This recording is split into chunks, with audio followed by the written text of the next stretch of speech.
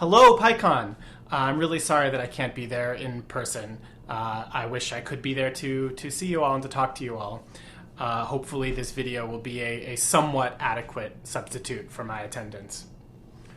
One thing that I really enjoy about attending conferences that I'm going to have to miss is being able to talk to people and meet new people and hear what they have to say, their opinions, their questions, and try to answer them.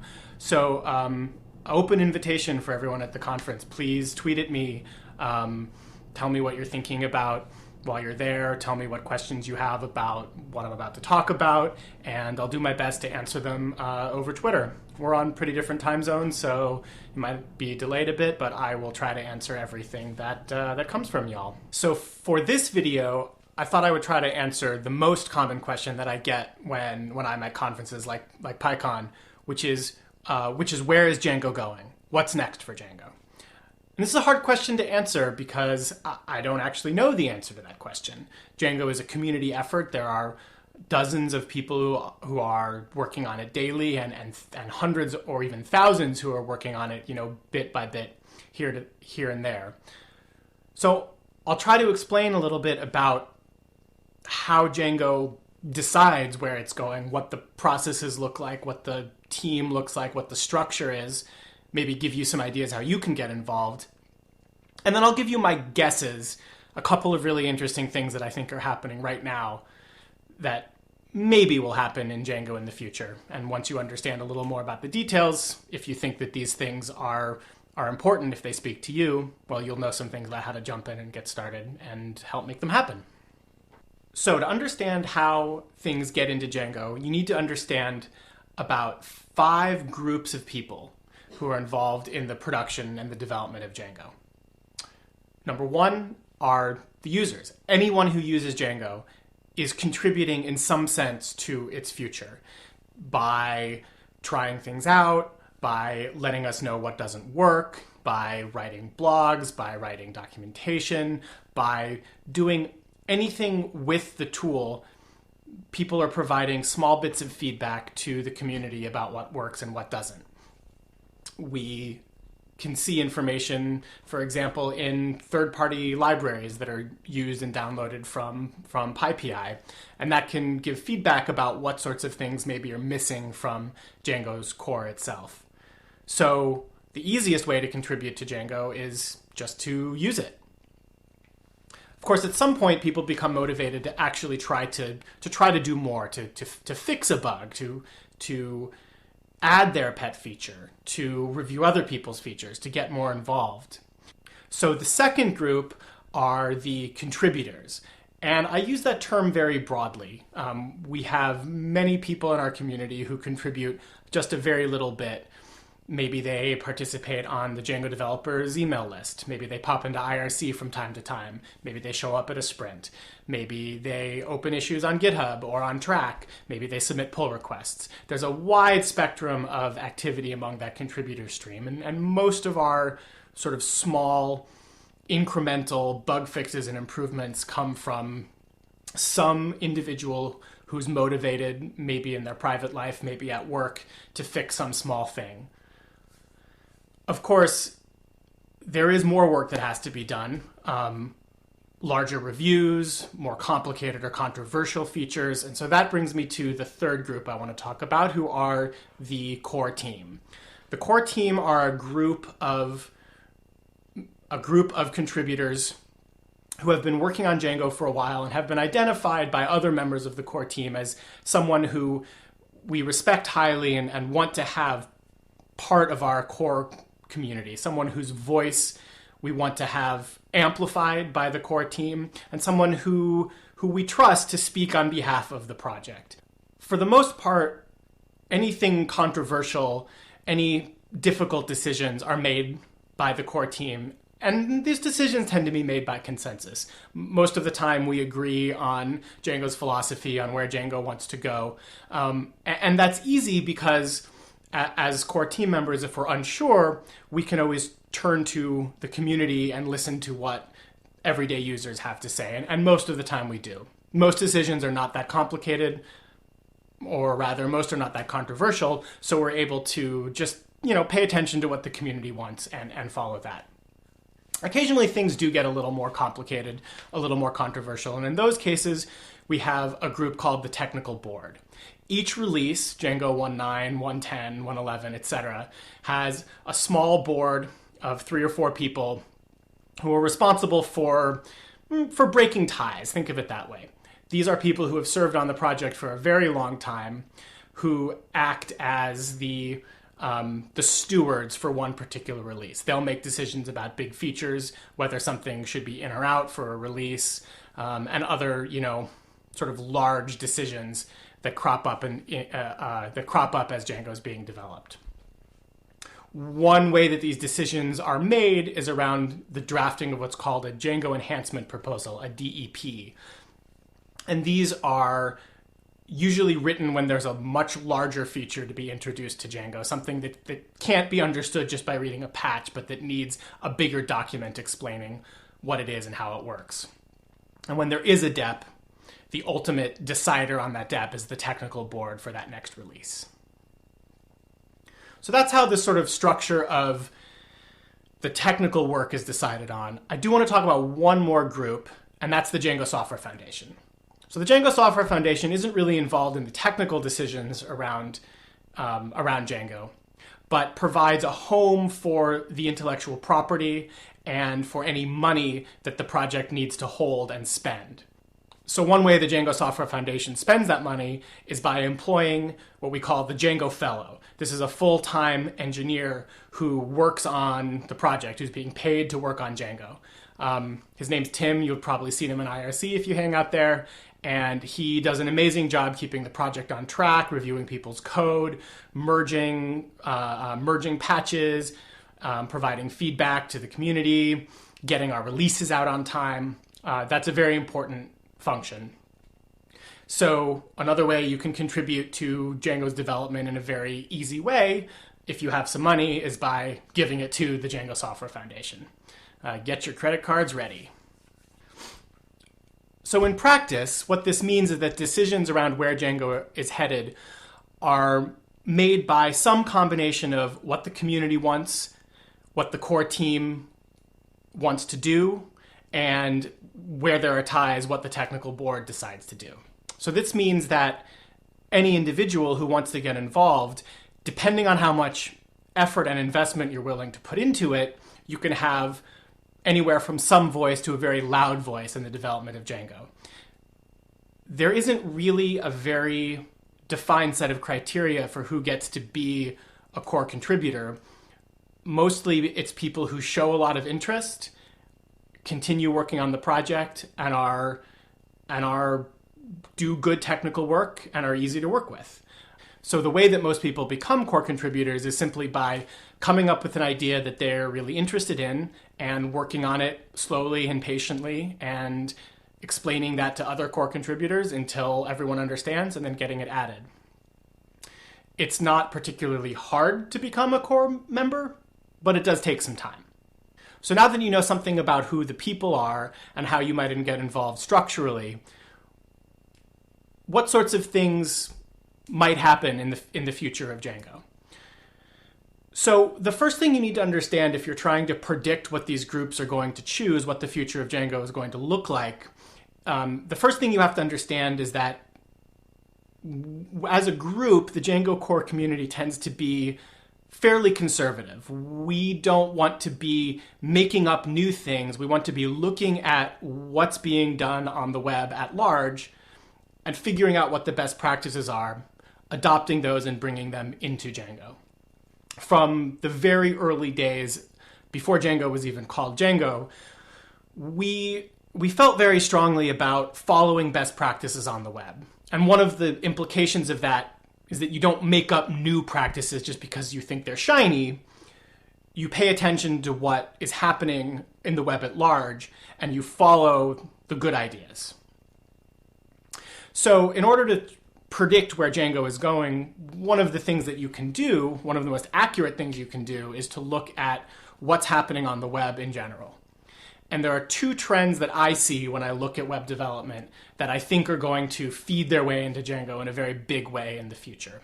And in fact, both of these things already have substantial work happening in third-party packages. So these two things are microservices and rich front ends. So microservices, what the heck are microservices?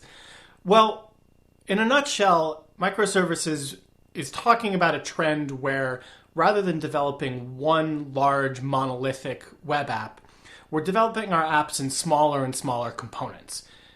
So for example, you might think about a web store, an e-commerce system.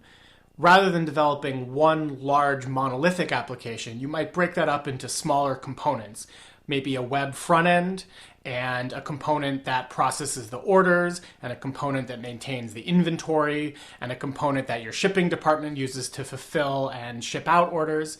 And instead of those being separate components at the software level, they'd actually be separate components at the service level. And that means better isolation, better security controls, the ability to scale those portions differently. And there's a lot of benefits behind breaking up your applications in this way. But one major challenge when you start to do this is coordination between them. You need a way to talk between all of these different components to send information and tasks from one to the other. So one approach to addressing this challenge of microservices in the Django community is a project called Channels. Channels is the work of Andrew Godwin, who you may know from South, which became the Django migrations framework. And Channels is his work on developing a system to distribute tasks and coordinate them across multiple smaller services. If you've used Celery or Python RQ before, Channels should look pretty familiar. The architecture is somewhat similar. You have a set of different services and then a message bus where tasks pass across them. There are some parts of Channels that make it a better fit for Django. One of the really awesome things that Channels let you do are other web protocols like WebSockets and HTTP2 in a much more Django-feeling way than any of the third-party stuff that's out there. There was some discussion about integrating Channels into Django 1.10, the release that just came out. Ultimately, there wasn't enough time to make a fully informed decision, so we decided to put that choice off for a bit. But there's a good chance that Channels be included into 1.11. Either way, it's really great. You can start using it today and check out one thing that might be the future of Django. So the other trend is rich front ends. And in this, I'm including not just richer web applications, shiny, fancy HTML5 web applications, but also the growing trend of having a web app, but also a mobile app, maybe iPhone and Android, sometimes desktop apps. The need to feed data from your backend to a bunch of different front ends, which have a much more complicated and interesting user experience than a traditional web application.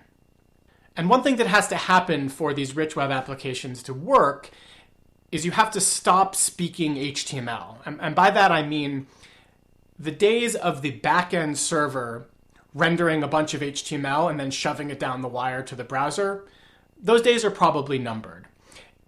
When your front-end application needs to render data in different ways and has a lot more logic in it, it makes a lot less sense for the UI to be rendered on the back end. And so in order to make these richer front ends work, you need a way of having your backends produce machine-readable data.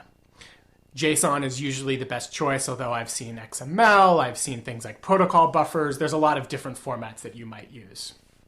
And so the other thing that's happening in the Django community that I'm really excited about that speaks to this second problem is a tool called REST Web Framework. REST Web Framework is the work of Tom Christie, who's recently started working on it full time. And it's a really cool package. It lets you produce Django applications that generate machine-readable formats, JSON, XML, those other things that I mentioned, just as easily as you write traditional template-based views. And it has a bunch of utilities for controlling the way things are serialized and deserialized, lots of interesting authentication options, really the whole kit. I'm not entirely sure if REST Web Framework is something that is on its path to being integrated into Django, and this is somewhere where maybe you have an opinion, maybe you can get involved and try to make that decision. There are some good reasons that we might want to start including something like REST Web Framework, make it easier to do these types of things out of the box, and there are some good reasons why we might not want to let it continue to develop at a much faster, more aggressive pace. Remember, The Django core team is rather conservative, so anytime you bring something into core, development tends to slow down to some degree. Either way, just like channels, REST Web Framework is something you can use today, and it's really great. I highly suggest you check it out. So I hope this gave you a little peek into what the future of Django might look like, and I really hope that it's inspired you to get involved in some way, whether that's by trying out these new tools and letting us know how they work, or maybe you want to contribute to one of them, or contribute patches to Django itself, or maybe you want to donate some money to the Django Software Foundation or to REST Web Framework, or maybe you want to get your company to donate some money to either of those things. Any way you want to get involved, we would love to have you. It's a very welcoming community. We love new people. Please join us and help us out. Once again, I'm really sorry that I couldn't be there in person and be able to talk about some of this with you in real life. But once again, if you have any questions or if you want to chat about any of this stuff, please hit me up on Twitter. I'd be excited to hear from you. Thanks, and have a great conference. 불과 20분 전에 업로드를 받아서 유튜브에서 잘 아시겠지만 지금 조회수가 1입니다.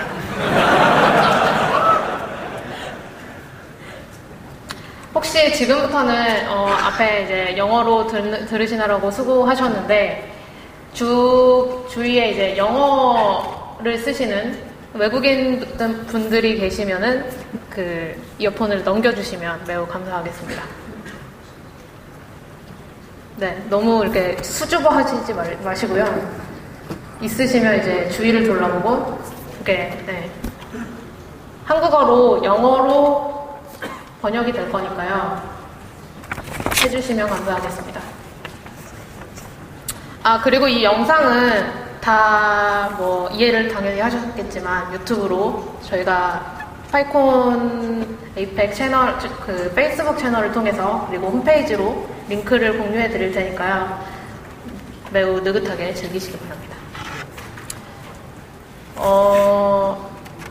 원래는 이 제이콥 영상이 20분 전에 준비됐다고 말씀드렸죠. 20분 전에 준비됐었기 때문에 40분짜리 저희가 패널 토크를 하려고 했어요.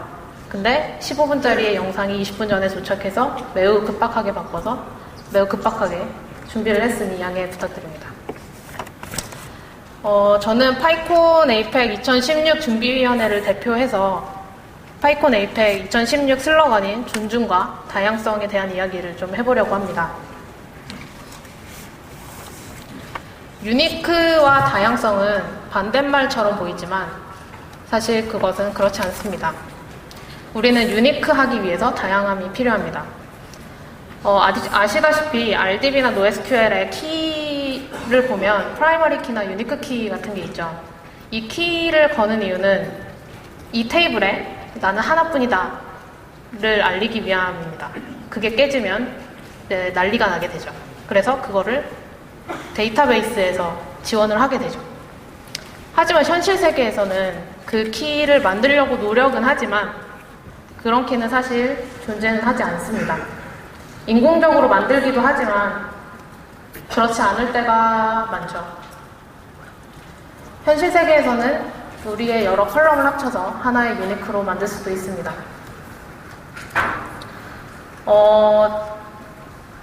지금 여기 나오는 키워드에 해당하는 게 있으시면 손을 한번 들고 계셔보세요. 나는 파이썬을 좋아한다. 파이썬을 쓴다. 안 드는 게 좀 이상한 거죠? 그럼 계속 손을 들고 계시고요.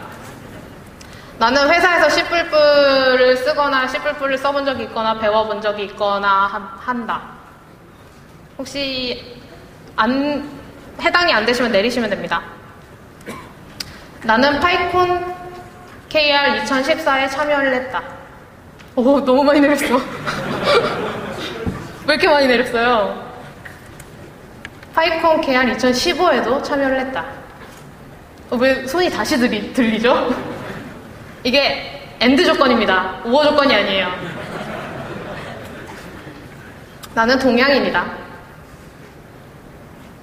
아직 손 드시는 분이 있어요. 나는 고 랭귀지를 배우려고 노력하거나 배우고 싶거나 매우 관심이 있다. 엔드 조건이에요. 갑자기 손 들지 마세요. 무서워요. 나는 158cm이다.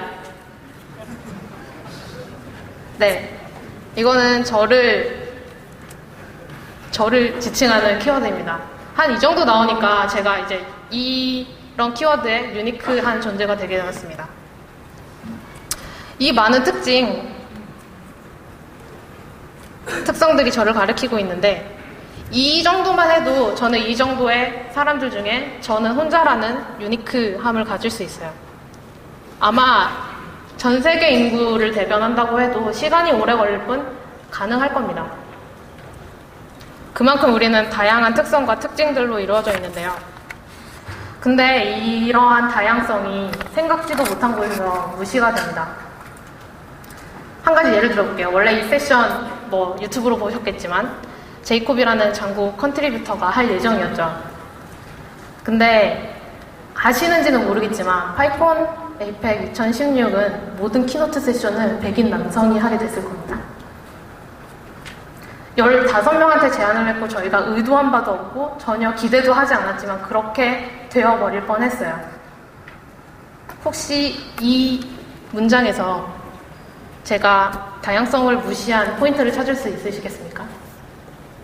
저는 매우 다른 유니크한 네 사람을 백인 남성으로 만들어버렸어요.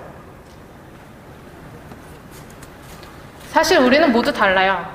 누구도 똑같진 않고. 똑같다고 생각되는 이런 쌍둥이조차도 사실 이 두 흰 오리도 다르겠죠? 비슷하게 보인다고 안심할 뿐이지만 사실 누구도 같진 않습니다.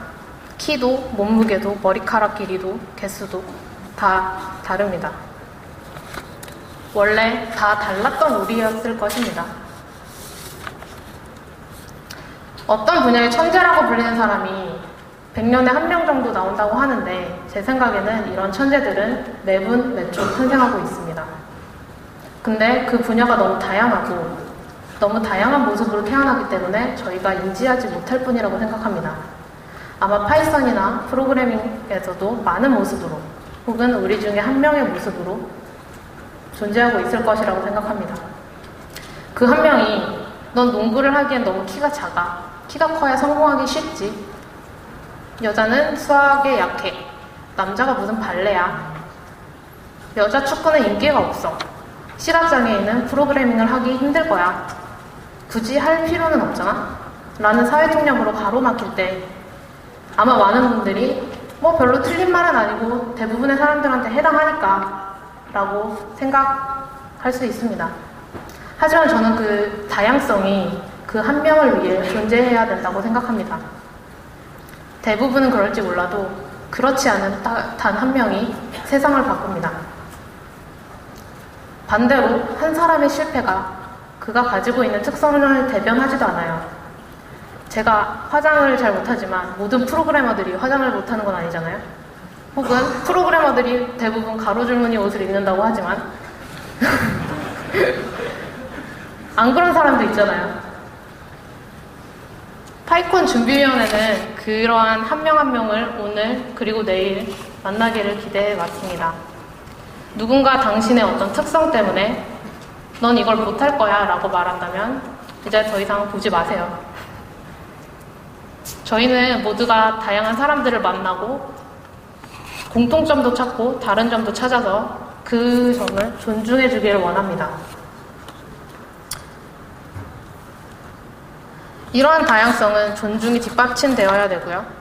그 사람이나 특성이나 특징 중 존경하지 않을 수 있는 한 가지를 찾아내서 깎아내리는 게 아니고 그 많은 특징과 특성 중에 단 하나 존경할 만한 것을 찾아서 서로 존중해 주기를 원합니다. 이제 파이콘 준비위원회는 이제 많은 세션이 진행이 될 건데요. 파이썬과 존중에 기반한 다양성이라는 재료를 준비해 드렸습니다. 그 재료를 자유롭게 섞으셔서 잘 축제처럼 즐기다 가셨으면 정말 감사하겠습니다.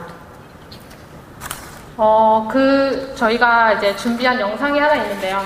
영상이 나가고 나서 그 리시버 밥 먹으러 가시기 전에 꼭 반납 부탁드립니다.